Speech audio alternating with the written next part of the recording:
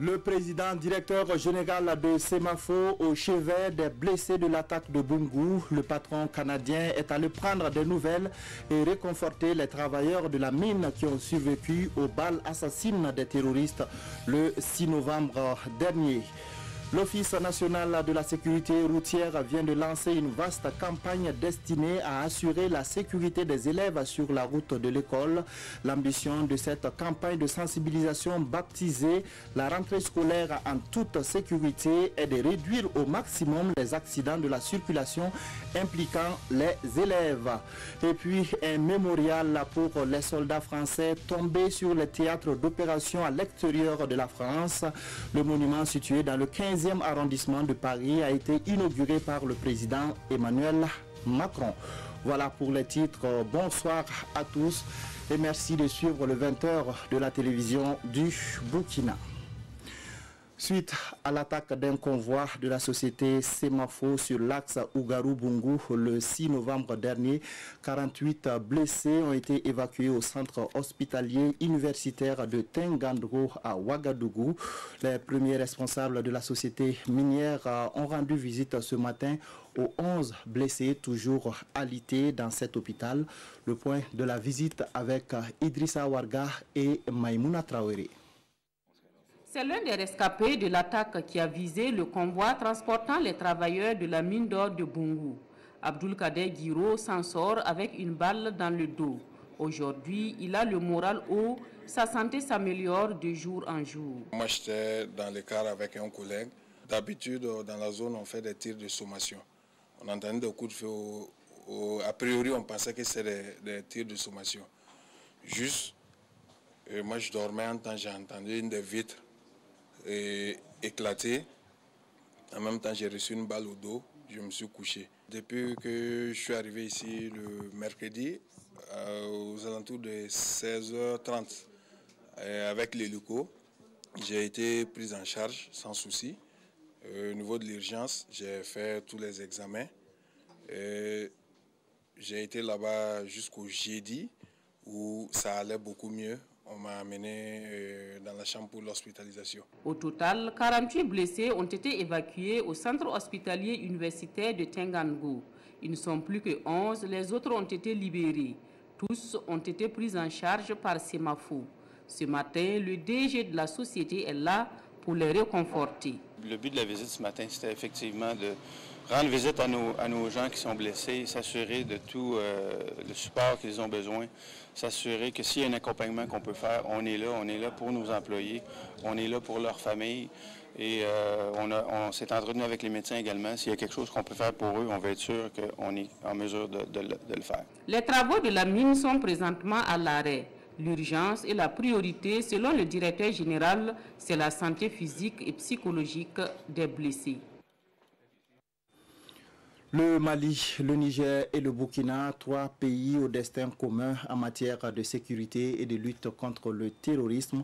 Le Centre pour le dialogue humanitaire cherche à Ouagadougou la méthode la plus appropriée pour mettre fin aux conflits communautaires et aux attaques terroristes dans la zone des 3 frontières. Il a réuni à Ouagadougou pour la 2e fois les membres du cadre de dialogue de médiation. L'objectif de la rencontre est d'analyser les perspectives de dialogue entre États et groupes armés en vue de la résolution des conflits transfrontaliers. Le point avec Draman Dadia. C'est une réunion des 3 frontières, Burkina, Mali, Niger, qui se tient ici à Ouagadougou, sous l'égide du Centre pour le dialogue humanitaire. Burkinabés, Maliens et Nigériens, acteurs étatiques et leaders d'opinion membres du cadre de dialogue et de médiation sont là pour parler prévention et réduction de la conflictualité. Terrorisme et crise communautaire à répétition, tous le savent, il y a urgence aux frontières. Ce sont des acteurs incontournables pour nous aujourd'hui, qui sont là pour nous accompagner et qui peuvent transmettre le message. 2 jours durant, ils vont proposer des stratégies à même d'amener les États et les groupes armés autour de la même table. Et cette démarche pour un retour à la paix s'appelle négociation, coordination et ralliement. Notre conviction et notre expérience, c'est que pour mettre fin au conflit, il faut négocier parallèlement aux efforts sécuritaires. Et pour négocier dans un contexte qui concerne plusieurs États, il faut coordonner. Il faut que les États se coordonnent leur approche vis-à-vis des acteurs armés. Et puis finalement, il faut essayer de rallier. Il est donc très important qu'on travaille au niveau des communautés en coordination avec les 3 États et qu'on essaye de trouver une solution politique négociée. En attendant de concilier les différents acteurs, ces médiateurs pensent déjà à un mécanisme régional de démobilisation et de réinsertion socio-économique des hommes armés, ceux qui sont prêts à déposer les armes. C'est l'une des premières sorties médiatiques du parti du professeur Augustin Loada. Le mouvement patriotique pour le salut MPS a donné ce matin sa lecture de la situation nationale. Il dénonce la gestion des affaires publiques et la mauvaise gouvernance. En ce qui concerne la situation sécuritaire, le MPS appelle à l'union sacrée des Burkinabés contre le terrorisme. Amadou Ilboudo, Mamadouba. La situation sécuritaire du Burkina préoccupe le mouvement patriotique pour le salut MPS.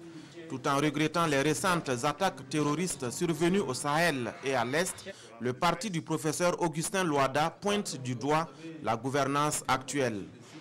Face à un bilan aussi catastrophique, alors que des milliers de Burkinabés souffrent, de hauts dignitaires continuent à manger, à boire et à danser comme si de rien n'était.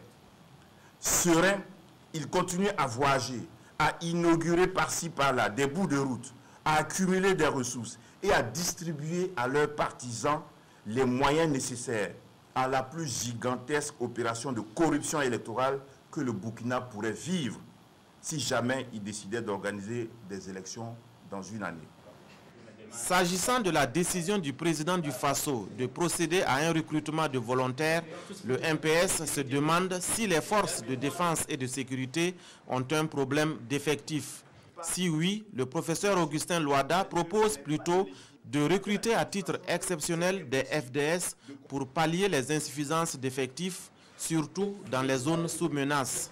En tout état de cause, le MPS appelle le gouvernement à faire preuve de discernement dans les initiatives et dans les opérations sur le terrain, au risque d'expérimenter des remèdes qui vont se révéler être pires que le mal que l'on cherche à combattre.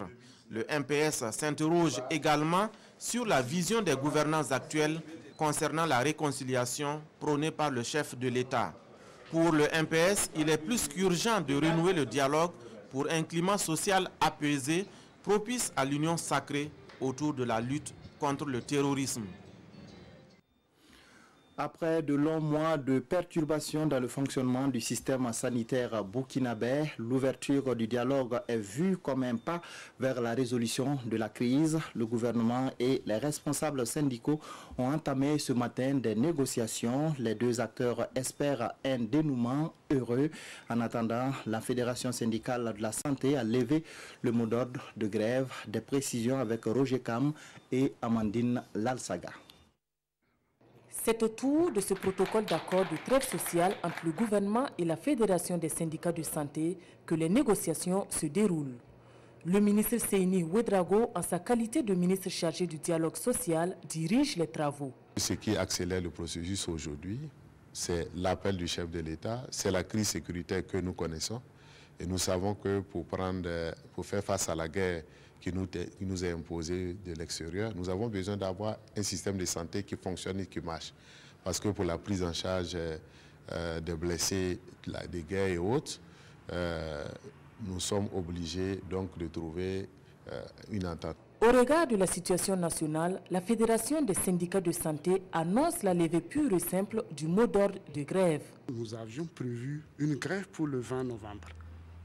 Et évidemment, si les discussions sur l'accord de trêve aboutissaient, évidemment, nous pourrions aller à la suspension, à la levée de ce mot d'ordre de grève qui devait intervenir le 20 novembre. Donc, c'est dire que notre suspension que vous avez vue dans la presse était de 20 jours pour voir évoluer le dialogue. Mais au regard de la nouvelle donne, au regard en tout cas de cette hypothèse dont nous pensons pour être un scénario optimiste, il faut retenir simplement que nous allons privilégier le consensus, le dialogue constructif pour résoudre nos problèmes, en tout cas au regard du contexte actuel. La Fédération des syndicats de la santé dit faire confiance à la bonne foi du gouvernement et espère une issue heureuse des négociations dans les meilleurs délais. La rentrée scolaire est un moment d'angoisse pour beaucoup de parents dont les élèves se rendent à l'école à moto ou à vélo. Le risque d'accident est souvent élevé. L'Office national de la sécurité routière veut faire en sorte que le trajet entre la maison et l'école soit un trajet sûr et sécurisé. Il a lancé ce matin une campagne d'éducation des élèves à la sécurité routière, campagne dénommée La rentrée scolaire en toute sécurité. Plus de précision avec Christine Koulibaly. 944 décès liés aux accidents de la route en 2018, 89 pour le premier trimestre de l'année en cours. Le bilan humain de l'insécurité routière est interpellateur. Et il est plus que temps d'agir. Agir pour asseoir et cultiver un comportement civique dans la circulation. Nous sommes en train de dépasser même la pandémie du sida dans notre pays. Alors que quand on regarde la plupart des blessés, la plupart de ceux qui sont partis de l'autre côté, les morts, la plupart c'est des enfants et c'est des scolaires. Chaque année nous dépensons beaucoup pour sensibiliser. Mais nous voulons changer de fusil d'épaule en nous adressant directement à ceux qui sont concernés. C'est véritablement mailler l'ensemble du territoire national, les lycées, de campagnes de sensibilisation et de mise en place de clubs de sécurité routière qui pour nous est un terreau d'apprentissage également, de partage de bonnes pratiques en matière de sécurité routière et aussi des exemples qui pourront être des modèles. Les membres déjà qui sont dans ces clubs-là et les adhérents pourront être des modèles pour les autres élèves et pour que plus jamais on assiste à des drames comme des accidents qu'on pourrait pu éviter. La rentrée scolaire en toute sécurité, plus qu'un slogan, est aussi un engagement à tous les niveaux de responsabilité pour réduire les risques d'accidents de circulation au Burkina Faso. Au niveau du ministère en charge de l'éducation, nous sommes dans une réforme curriculaire. C'est-à-dire que nous sommes en train de préparer de nouveaux curricula pour notre système et nous avons pris en compte cette préoccupation. Et dans les curricula en préparation, nous avons intégré donc les curricula d'éducation en matière de sécurité routière. Et donc, c'est des doléances qui sont notées, mais qui sont déjà prises en compte en fait dans le cadre donc, de la réforme curriculaire qui est en cours de mise en œuvre au niveau du ministère en charge de l'éducation. En attendant, les premiers concernés, les élèves, à travers leurs représentants, se sont engagés à être les artisans de leur propre sécurité en abandonnant les comportements à risque. Comment renforcer les acquis et poursuivre les efforts en matière de lutte contre les maladies tropicales négligées? La réflexion est lancée. Les échanges initiés par la direction de la santé publique ont pour but d'expliquer aux partenaires et aux autres acteurs les grandes orientations et les stratégies mises en place pour préserver la santé des populations. Adama Giti, Sekou Zango. La Direction générale de la santé publique du Burkina resserre les rangs pour l'élimination totale des maladies tropicales négligées à l'horizon 2030. Au cours de cet atelier, les acteurs se donnent les stratégies pour un meilleur résultat. De plus en plus, plus vous avancez vers le succès, vers la fin d'une maladie, moins vous avez l'accompagnement technique et financier. Pourtant, c'est à ce moment-là qu'il faut encore consacrer beaucoup plus d'efforts pour éliminer totalement la maladie. Grâce à l'engagement de l'État, aux efforts des acteurs locaux et à l'accompagnement technique des partenaires externes, on assiste par exemple à l'arrêt du traitement de la filariose lymphatique dans 61 districts sanitaires sur les 70 que compte le pays. Toutefois, ces données doivent être pérennisées. L'État déjà qui investit déjà dans ces programmes-là doit réfléchir avec tous ses partenaires techniques et financiers, avec tous ses démembrements, pour voir comment nous allons pérenniser ces acquis-là. Comment faire en sorte que ces progrès-là, ça ne soit pas un recul et que voilà, on avance et de plus en plus que tous les territoires soient couverts par ces bons succès-là. Les efforts engagés jusqu'aujourd'hui, nous pensons qu'à travers cet atelier, nous allons souligner l'importance de la pérennisation.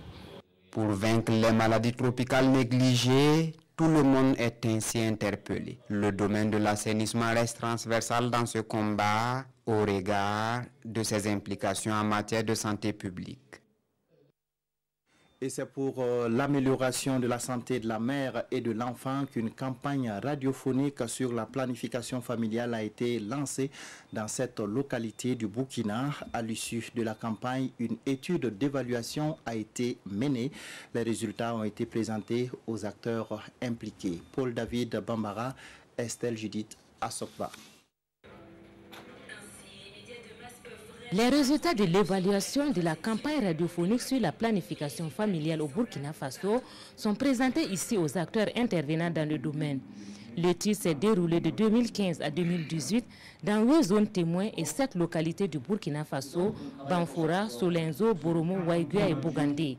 Elle a été réalisée dans le but de tester si une campagne de communication sur la planification familiale à travers les masses médias pouvait augmenter l'adoption des méthodes contraceptives modernes. La campagne consistait en des spots radio d'1 minute diffusés 10 fois par jour et en 3 émissions de radio interactives hebdomadaires.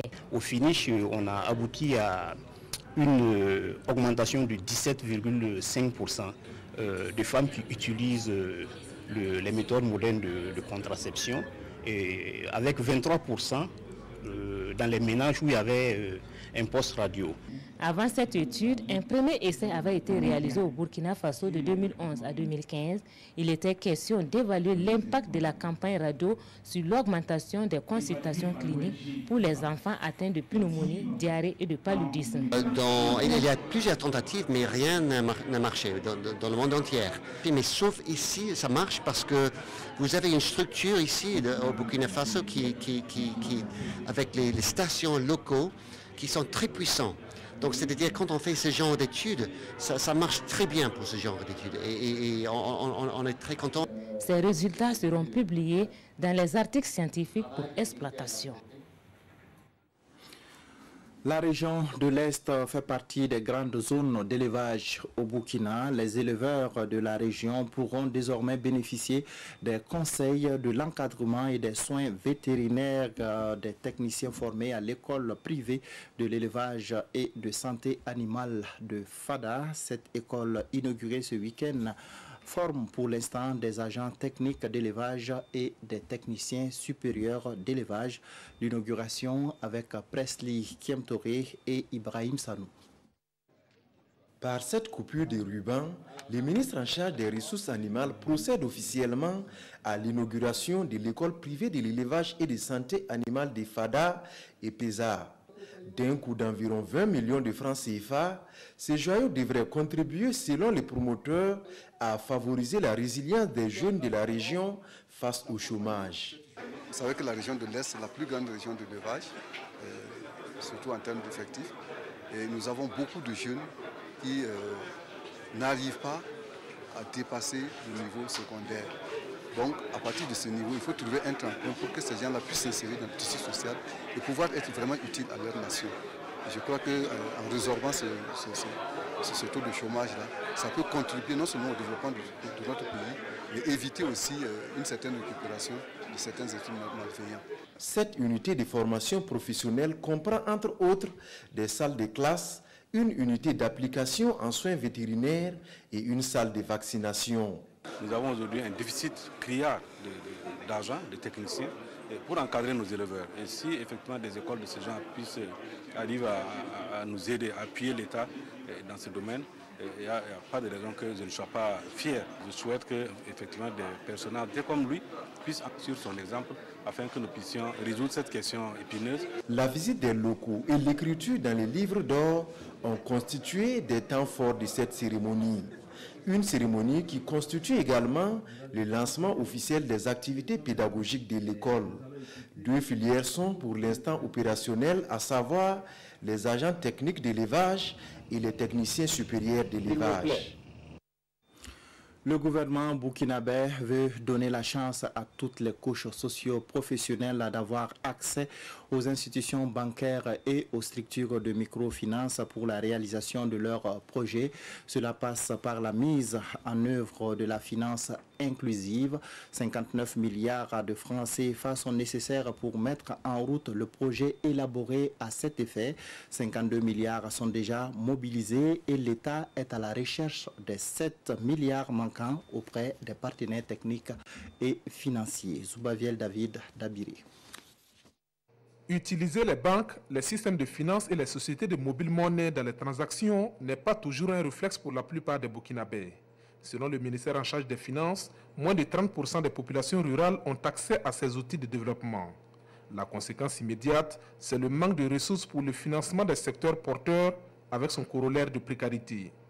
Et c'est justement pour inverser cette tendance que le gouvernement tient ici cette table ronde des partenaires au développement pour le financement d'une stratégie garantissant l'accès de tous aux services financiers et leurs avantages. Nous avons en tête de mettre en place un fonds national pour la finance inclusive. C'est un fonds qui va financer l'ensemble des relais, ça veut dire le système financier décentralisé travaille avec des associations, des groupements, comme on appelle des caisses populaires qui sont sur l'ensemble du territoire. Et à travers le Fonds national pour la finance inclusive, nous aurons une disponibilité de l'argent pour financer ces structures-là qui pourront aussi les mettre en accès aux populations rurales. C'est un projet évalué à plus de 59 milliards de francs CFA. L'État y apporte une contribution substantielle. Un gap est à rechercher et l'idée semble rencontrer l'assentiment des bailleurs de fonds.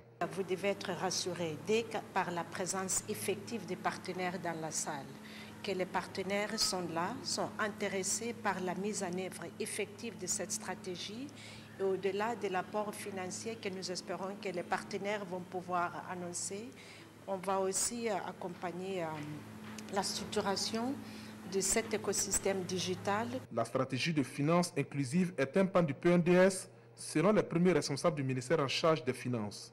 Elle devra d'ici à 2023 booster les petites et moyennes entreprises et renforcer la résilience des populations par la création d'emplois.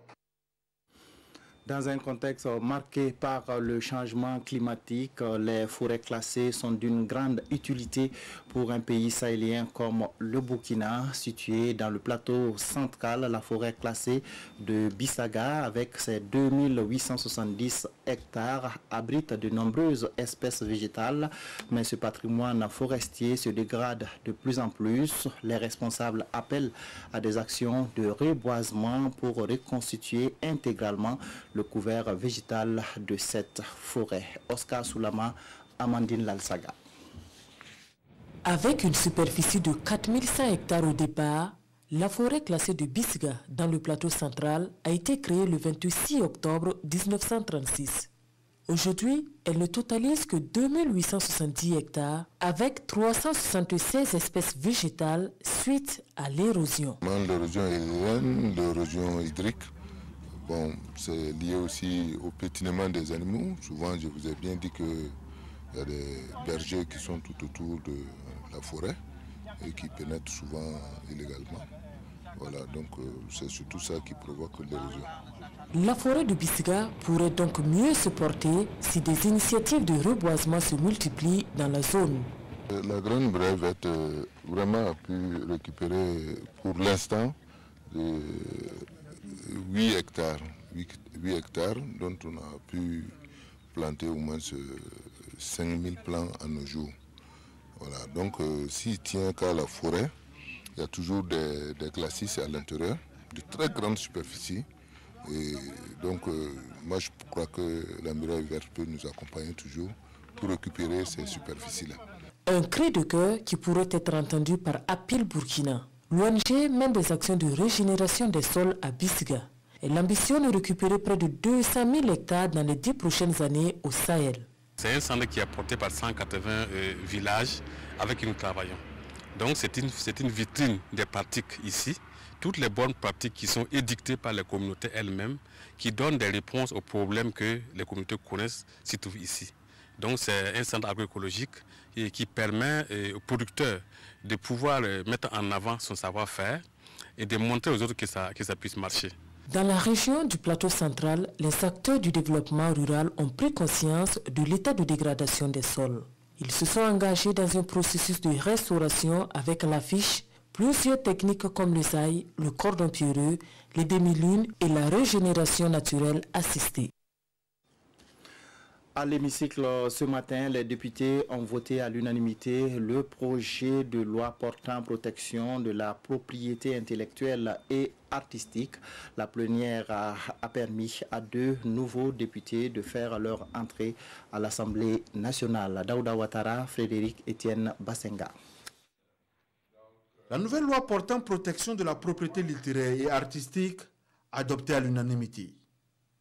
Contrairement à l'ancienne, cette loi qui comporte 127 articles permet par exemple de réorganiser les procédures relatives à la lutte contre les violations des œuvres protégées, assouplir des limitations et exceptions aux droits des acteurs, mais vient surtout réconcilier le Burkina avec l'international. La nouvelle loi qui vient d'être adoptée par le Parlement met le Burkina Faso en conformité avec les engagements internationaux parce que nous avions ratifié un certain nombre de traités pour lesquels l'ancienne loi n'était pas en phase. Mais surtout, cette nouvelle loi nous permet de prendre en compte les évolutions technologiques. Il y a aujourd'hui le phénomène du numérique qui est un élément important. Ce sont des questions que la nouvelle loi aide à régler. Cette plénière est l'occasion d'installer 2 nouveaux députés. Rishaga Ouedraogo remplace Daouda Semboro, démissionnaire, et Kouliga Nikema prend la place d'Élysée Kiemde, déchu par la Cour constitutionnelle. Engagé depuis de longues années dans la promotion de l'agriculture bio et dans la transformation des produits locaux pour lutter contre la malnutrition, le Larlé Naba a codifié le sens de son engagement dans un ouvrage intitulé « Le Larlé Naba contre la faim ». Le livre est écrit en collaboration avec le docteur Awa Ouedraogo. Il traite de la sécurité alimentaire au Burkina et de la production de l'engrais bio. Des précisions avec Césaire Carrefour et Amadou Marcelto. Les efforts et les actions du Larlé Naba en faveur de la sécurité alimentaire contenus dans un ouvrage intitulé « Le Larlé Naba contre la faim », c'est une coécriture du docteur Awa Ouedraogo et du Larlé Naba. Ce document traite des nouvelles techniques culturelles et se veut un outil pour les agriculteurs. Naturellement, c'est la philosophie fondamentale qui sous-tend ce livre. C'est-à-dire que mon souhait est que dans 10 ans, le Burkina Faso, on ne parle plus de faim, on ne parle plus de pauvreté. Parce que les 80% des Burkinabés sont les paysans, sont les gens qui vraiment n'ont pas suffisamment mangé 3 fois dans la journée. Et avec cet instrument bien compris, bien adopté, nous allons en tout cas lever la faim en 10 ans au Burkina Faso. Cet ouvrage passe également pour un instrument de base fondamental pour la production et un meilleur rendement dans la production du bio. La traduction en plusieurs langues s'avère importante. La traduction d'un tel ouvrage envisagé dans 9 langues, surtout 8 langues du Burkina Faso, c'est en fait pour couvrir tout le territoire. Parce qu'il y a 67 groupes ethniques, de mes propres travaux, 67 groupes ethniques, mais pratiquement tout le monde parle au moins une de ces 8 ou 9 langues qui se retrouveront dans la traduction de cet ouvrage. Ce travail m'impressionne beaucoup parce qu'il répond de ma propre philosophie et de l'existence et de la préservation de notre culture. Ce travail de traduction réunit pour 3 jours des universitaires conduits par le professeur Pierre Malgoubri afin de finaliser et valider ce document sur le Larlé Naba. Ils ont donné leur vie pour la défense de la patrie, la France, lors donc des opérations à l'extérieur du sol français. Plus de 500 soldats ont désormais leur nom inscrit sur un monument situé dans le 15e arrondissement de Paris. 6 soldats de bronze portant un cercueil invisible pour symboliser les militaires français tués au combat et le vide laissé par leur disparition. Ce monument dédié aux 549 soldats français morts en opération extérieure depuis 1963 a été inauguré lundi après-midi par le président Emmanuel Macron après les cérémonies du 11 novembre. Quelques 600 proches de militaires décédés ont été invités à la cérémonie. Dans son discours, le chef d'État a longuement rendu hommage aux soldats d'hier et d'aujourd'hui. En inaugurant ce mémorial, la France remplit une dette d'honneur. Je souhaite qu'à travers ce lieu, nos enfants, nos petits-enfants, puissent mieux connaître, comprendre et aimer notre histoire pour construire demain.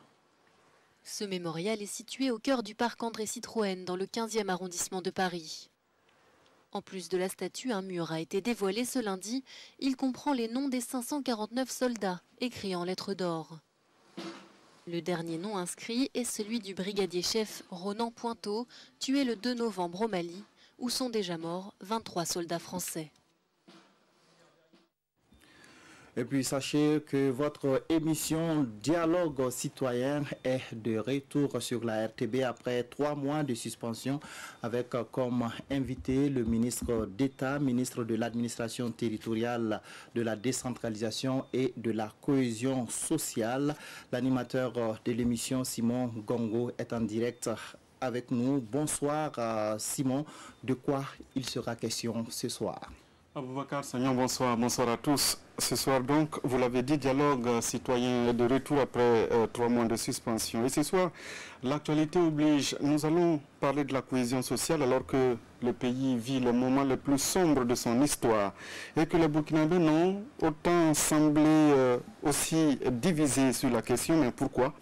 Que fait l'administration pour assurer cette cohésion entre Burkinabés? C'est de cela que nous allons parler donc avec Simeon Sawadogo. Vous connaissez le principe, c'est vous qui faites cette émission devant votre poste récepteur. Vous pouvez nous appeler pour participer à l'émission ou poster vos messages sur le www.presimer.bf ou encore